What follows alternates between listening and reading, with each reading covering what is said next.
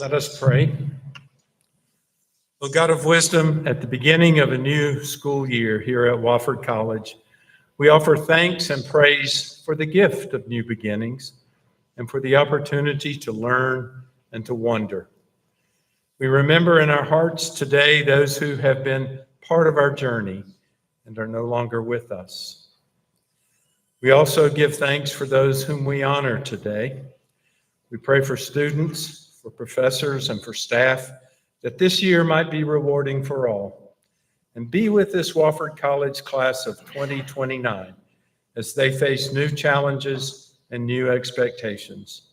In our learning together, inspire us to become engaged with your world in ways that serve the greater good, mindfully and compassionately. Amen.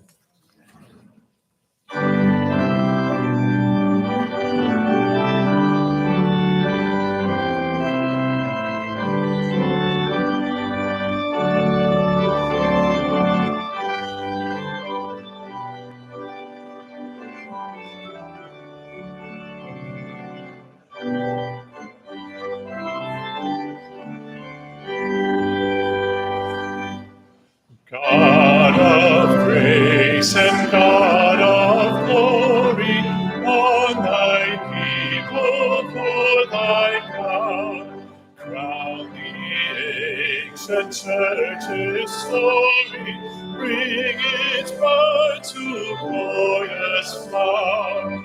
Grant us wisdom, grant us courage for the facing of the sun, for the facing of this hour. Could thy children's warring madness bend upright to thy control, shame the wanton selfish gladness, rich in things and poor in soul. Grant us wisdom, grant us courage, lest we miss thy kingdom's goal. Lest we miss thy kingdom's goal. Please be seated.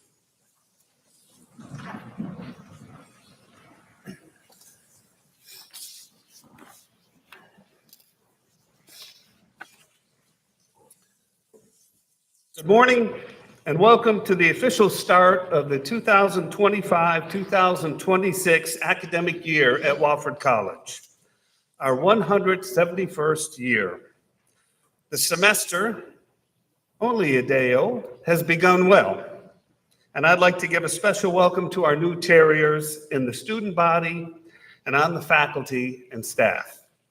We're happy that you've chosen Wofford College, and every one of you makes our shared community better. This is a time for beginnings for many of you, and I'll admit I'm envious.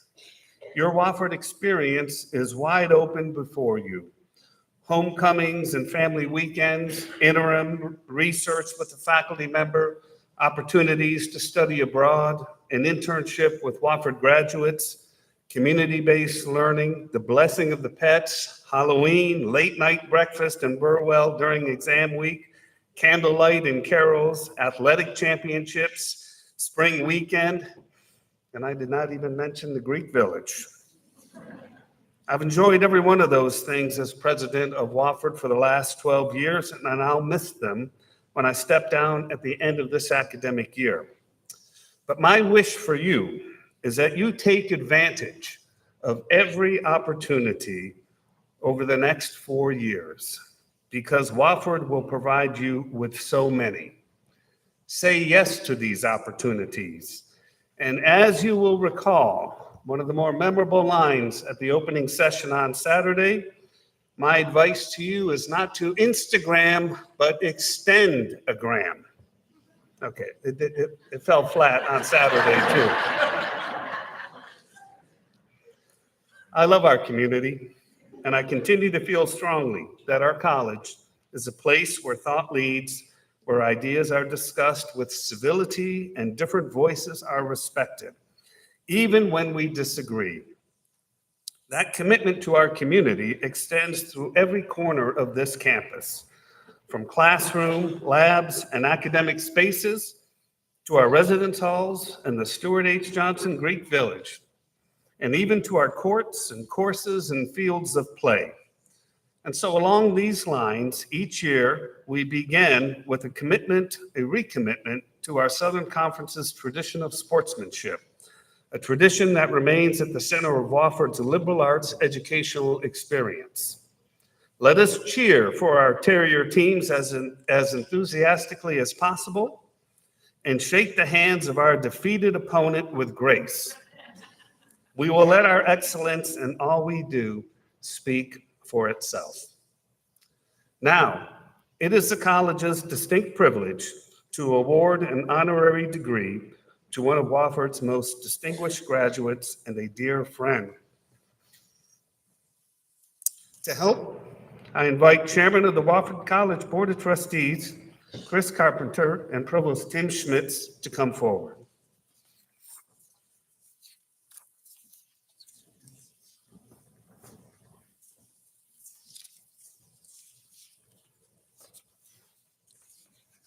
Will Dr. David Alvis please escort Joyce Payne Yett to the stage?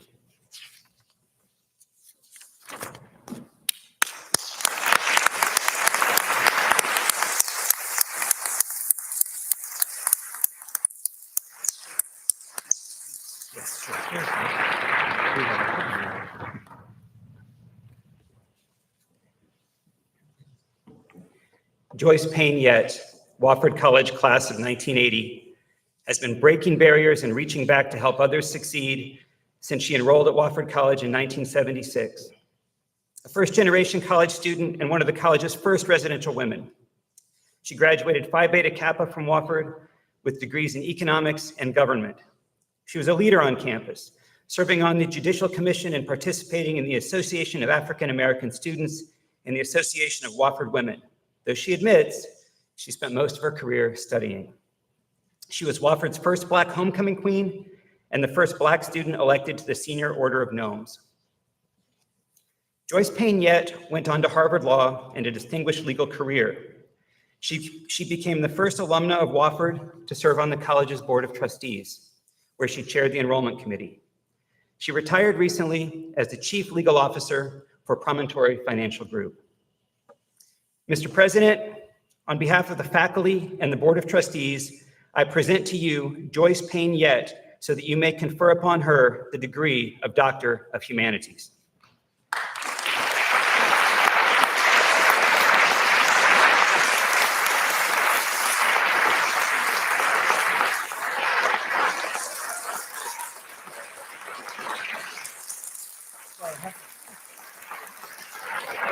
A little bit more, just another line or two.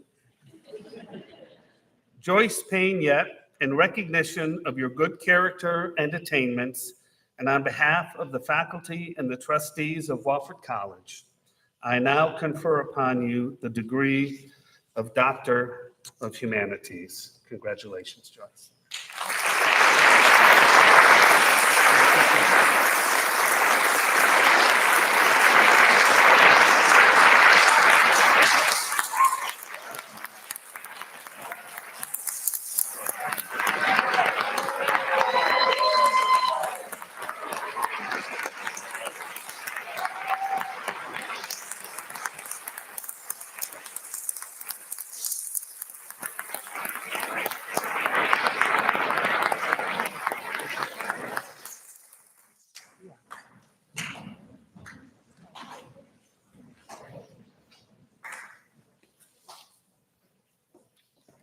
Thank you very much. I promised President Samhat that I wouldn't cry, and so I'm just trying to be strong. First, giving honor to God, who has been so good to me. I also want to express gratitude to President Samhat, his cabinet, to Chairman Carpenter, and the Board of Trustees, and of course, to the faculty. I came to Wofford 49 years ago, and Wofford opened me up, opened me to a pouring in of knowledge and courage and confidence and hope. And now, for those of you who are starting your Wofford journey, I hope, I know, that you will be open. And as President Samhat alluded to, receptive to opportunities, to discussions, to projects that will help others be open. So when you leave here today, please remember to be open and to let the pouring in. Thank you very much.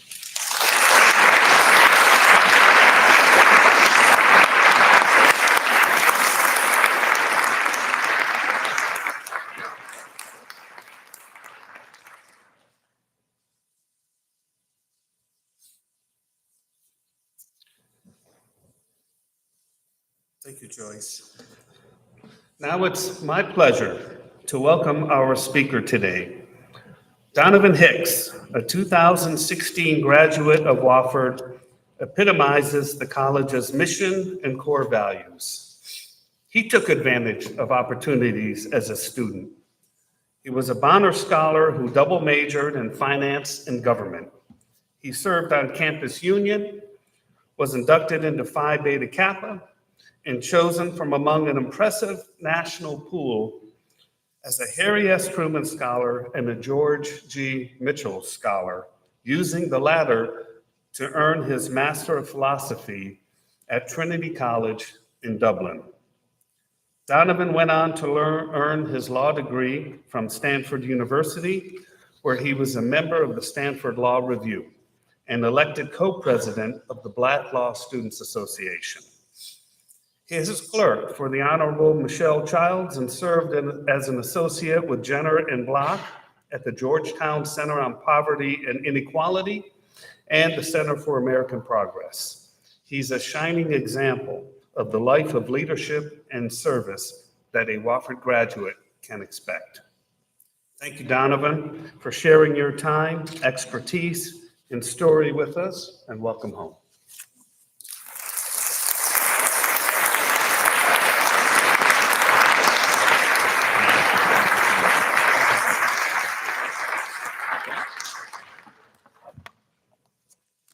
Thank you, President Samhat. That guy sounds pretty cool.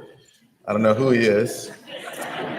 I'm just gonna make sure, these things are not quite comfortable. So let me make sure that, I know my mom was gonna say it's not even, so it's good. Joyce, I'm so honored that you're here. Joyce has been a mentor to me and so many Wofford students. And so it's so fitting that you're here being honored today with me. Just a wonderful, wonderful person. President Samad, thank you so much for the introduction. And to the board, Dean Wallace, Provost Smits, Vice Presidents Hurley Still, Tyler Brazington, Kennedy Pruitt, and the faculty, so many wonderful old faces who are my professors. So great to be here. To my family and friends, many of whom are here, including my grandmother. She looks lovely in her purple. You guys, you see the purple? Okay.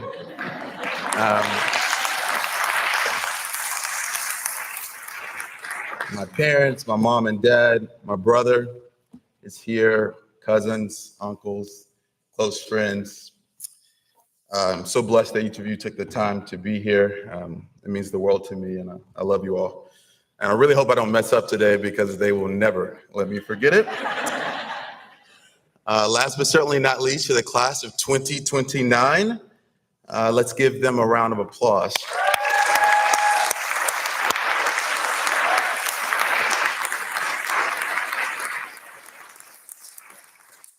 I'm so humbled to be here today, but the pomp and circumstance is really for you. You've made an excellent choice to join the Terrier family, and this marks the start of your journey.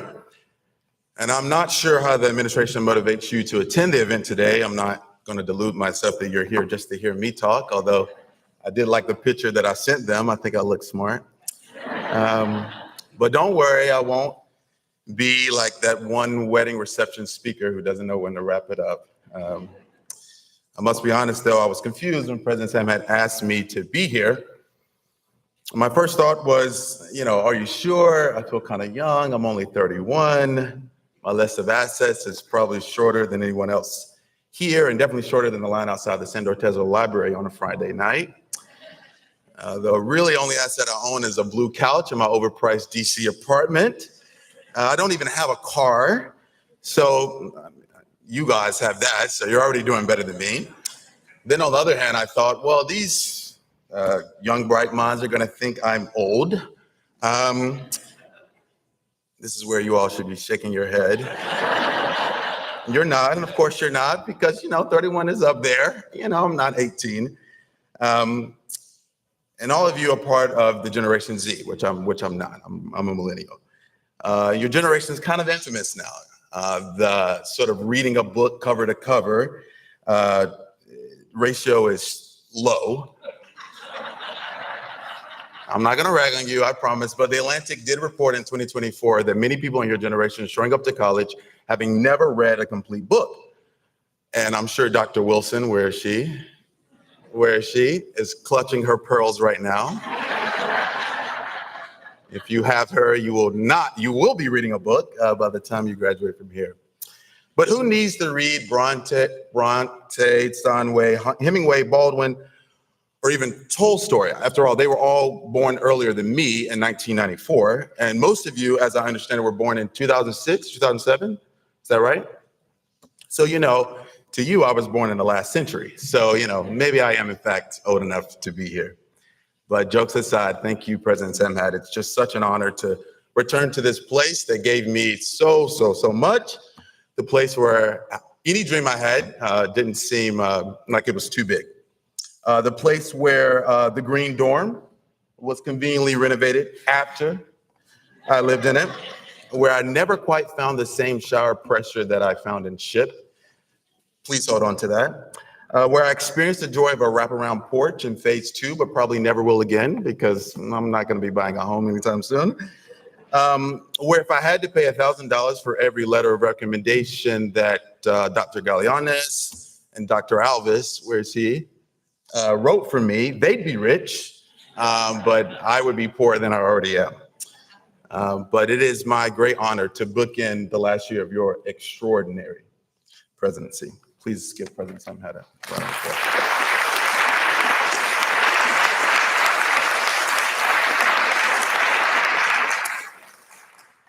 This college, erected during the wake of the Civil War, is a special place. Lest you have any doubt, exit down the main steps of this old main building into the empty field in front of it, and you'll see the epitaph of this college's namesake, Benjamin Wofford. Now, that's different. I mean, does Furman have that? Nah, they don't. Let's be honest, first years, I know when you came on campus for your tours and you were deciding which college you'd attend, you probably walked past that and you thought, is it, what it? Don't worry, I don't blame you. And maybe you know by now, and if you don't know, listen closely for any trivia that might happen down to the row. Benjamin Wofford does not lie beneath his headstone. The original Mr. Wofford was a Methodist minister who preached from Kentucky to South Carolina and died in 1870, left $100,000, the equivalent of $3 million today, to establish his college. The headstone is there to symbolize his internal service to his beneficiary. These grounds and this hallowed building, which was built by slaves. And if I had to give a theme today for this speech, and a theme I will give because I don't want to ramble, it is the gift of service.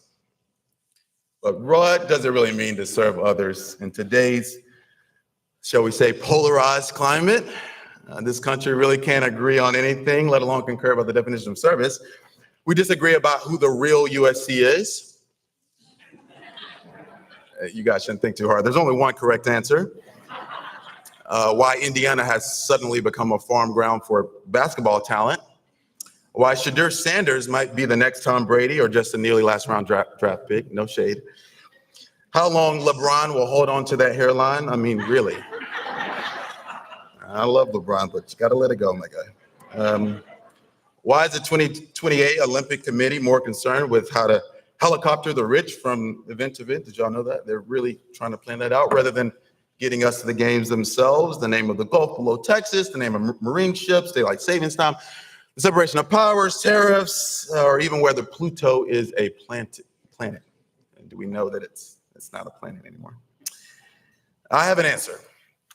2 suits. Yeah, maybe service today means, maybe it means 2 suits. Stay with me. In 2015, I was a junior here, and I just got back from Atlanta, where I was interviewing as a finalist for what President Sam had mentioned, the Truman Scholarship, an interview I was sure that I had failed. A few days later, President Sam had arranged to meet with me at his house on campus. I thought to myself, great, not only did I not win the scholarship, but now I have to have a pity conversation with the president about, thanks for applying. When I walked in, the president and a few other deans had planned this wonderful surprise to tell me that I had won for the state of South Carolina. And after the brief celebration, I engaged in small talk with President Sam Hatt. He's very easy to talk to. Have you guys talked to him? You should. And you got a year left, so, feel free to pull him aside. And I told him if I continue my good work here for the last year and a half I had, that he would have to take me to get a suit. Wow.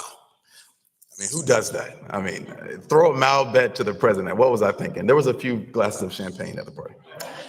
It was perhaps bad taste, but come senior year, I had forgotten all about it. Sam had not. Weeks from my graduation, he said to me, Donovan, be sure to get on my calendar to get those suits. And I was so embarrassed. He was serious.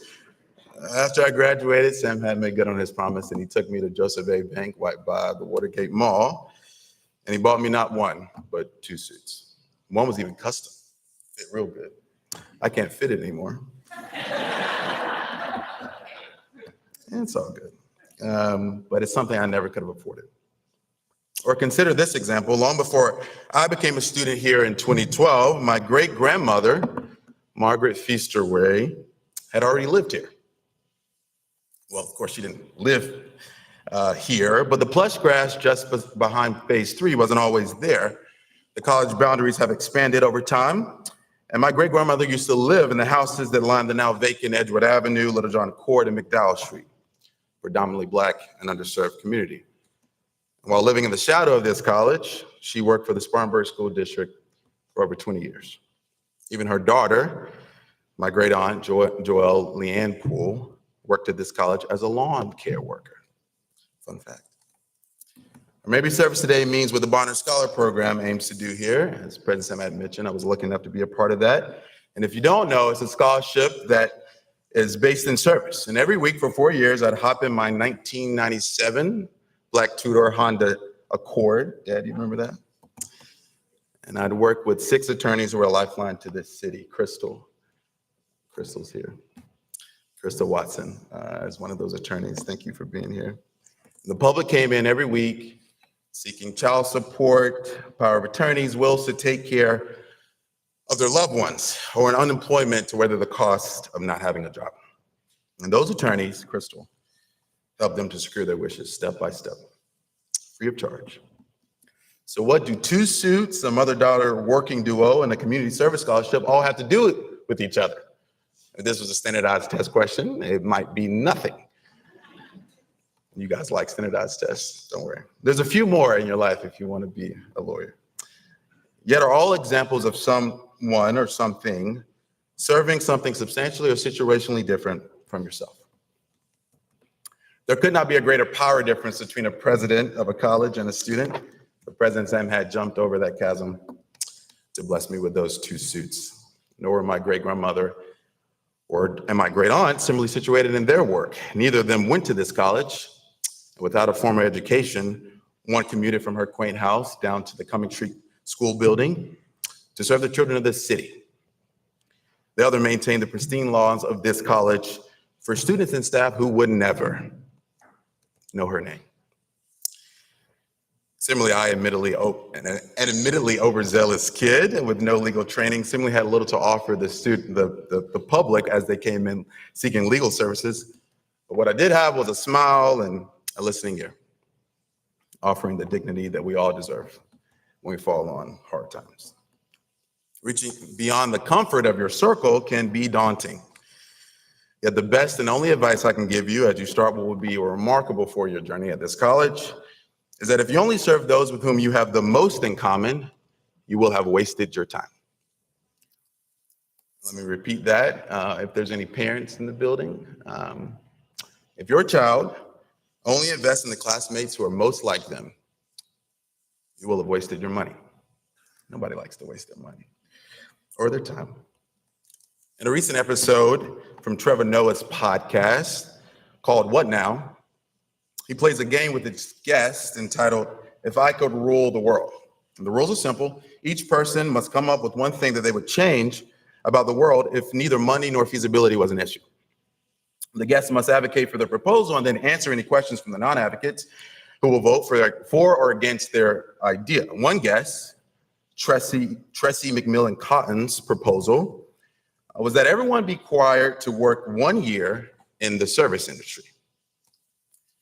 The hope would be that requiring people to serve others, especially those of a different socioeconomic class, would create the kind of empathy needed to cure today's polarization. Maybe she's right. At the core of her proposal is the belief that empathy expands when we experience people that are different. To her point, being different is not always easy. When I arrived at Stanford Law, I had not intended to be there. Many people discouraged me from applying. I was one of 5 Black students in my section of 30. They had all attended prestigious institutions for their undergrad, Berkeley, Stanford, Yale, and others. While I figured that my classmates had not heard that Wofford, was the Harvard of the South, they hadn't heard that. I thought that I wouldn't be singled out. I wasn't the only Black kid. They were there with me. We were in community. And I thought, finally I'm gonna be the one who, have a chance to fit in, feel small. But in my first week, a classmate who had attended Yale for his undergraduate education introduced himself. And he said, this is the first time we met. Donovan, I looked at your profile at Stanford. We had to all submit these sort of like get to know you profiles so everybody could see who they were going to class with. And he said, I looked at your profile and I saw that you went to a Wofford. He mispronounced it, of course. And I said, yes. And he said, well, it looks like that school isn't hard to get into. So you must be the first person from your college to get in here. That's what you call a backhanded compliment.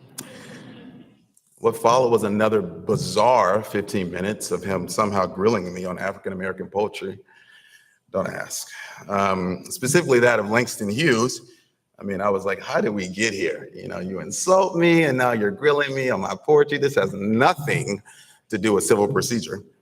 But don't worry, this Wofford graduate not only corrected him for misnaming the poem that he tried to quiz me on, but I recited it from memory.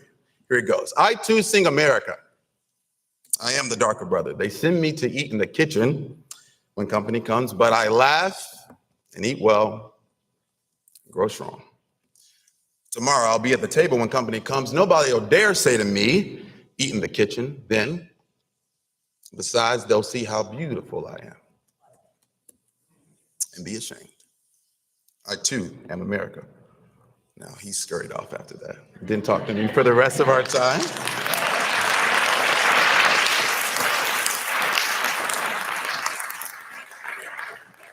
I knew my classmates' question, it wasn't about me, nor was my response. Having served others, I knew all too well the barriers that my skin color and even lived experience might cause, that folks might judge me for how I look, act, think, even where I had been educated. It was not surprising. What my classmate from Yale suffered from was not necessarily a prejudice against me, but rather the incredulity to believe that someone like me could be his classmate. Perhaps this is the curse of a life lived in a silo.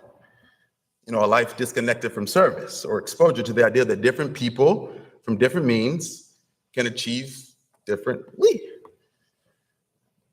The empathy that President Sam had has shown me, that my family has shown this college, and the attorneys down at South Carolina Legal Services do for the vulnerable people in this Spartanburg community is learned. You got to work at it. But you cannot be what you cannot see, and you got to discover from the person that you think you cannot.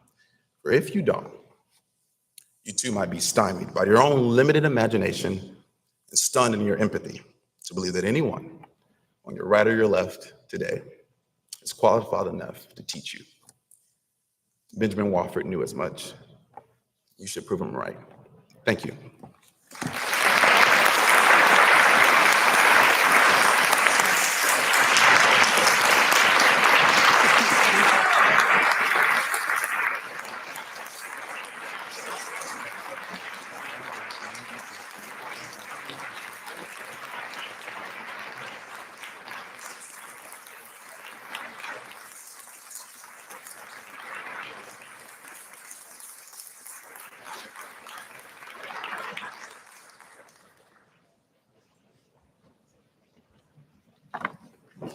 Please join me in saying the Wofford Prayer. We thank you, O Lord, for your servant Benjamin Wofford, whose purpose it was found to found a college spreading, working, increasing in power and goodness through the ages. Look with favor, we humbly pray, on those who have taken up that task, on the bishops and ministers of your church who sustain it, and on those who, having lived and studied here, labor elsewhere in the world. Most especially, we ask your blessing on all who teach, all who learn, all who guide, and all who nurture this institution, that we may grow each in tolerance and understanding. And we earnestly pray that you will renew Wofford College through the benefactions of those who love it. All this we ask in your holy name. Amen.